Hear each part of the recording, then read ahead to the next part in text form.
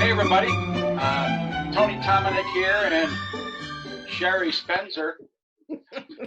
And I don't know, I was getting kind of cold in here this morning, so I think I'm going to have to hat up a little bit because, you know, what we're going to be talking about today. Let me get my gloves on.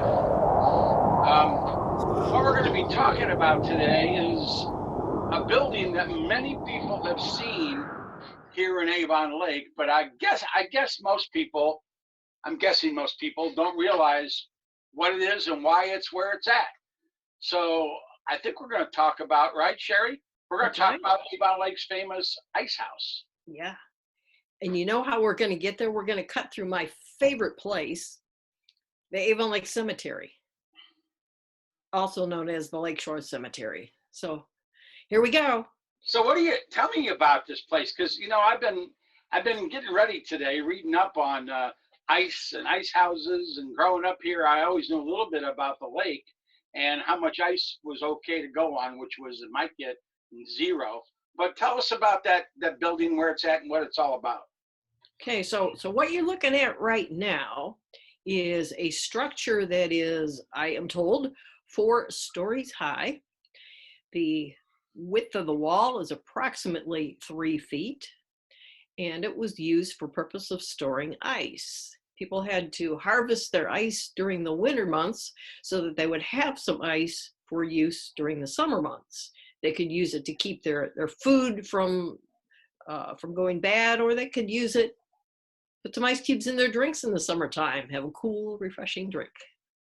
Yeah, I was, you know, as I said a minute ago, I was doing some little reading here just because I wanted to learn more about it. That's just who I am, I guess. But they used to harvest ice in Massachusetts and then ship it from Massachusetts all the way to India.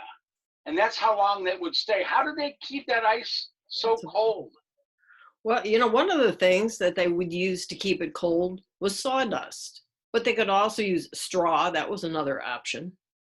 And of course, you know, you're talking about shipping the ice quite a distance, but this ice house that we're showing you was right on the lake. Very convenient.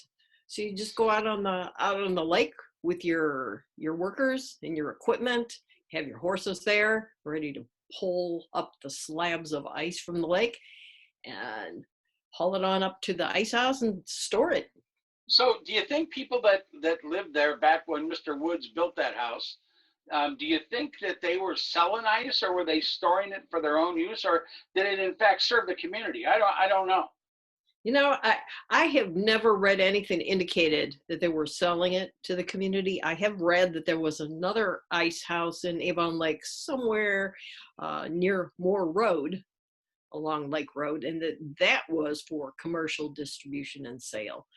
But I suspect that the ice house behind Mr. Wood's house was for their personal use, and maybe they did sell a little bit of it. Well, and I also heard from a very unreliable source is that the ice house was haunted. Oh, well, you know, there might be some grounds for that suspicion, because if you think about it, if someone would have passed away in the dead of winter, and you could, yeah, it's okay. And you couldn't dig to bury them because the ground was frozen.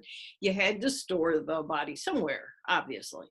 And it was not unusual to store bodies in ice houses until the ground thawed enough that you could go out, dig, and have a proper burial. So is that a haunted ice house? Who knows? I don't know. So that means when I had my gin fizz, I could easily have a body part floating on the ice cube? You know, I know. This discussion. I'm just crazy. Yeah. Well, I appreciate you taking the time to share with us a little story about the stone house on Lake Road. And we'll be back. But Sherry, thanks for telling us about that ice house.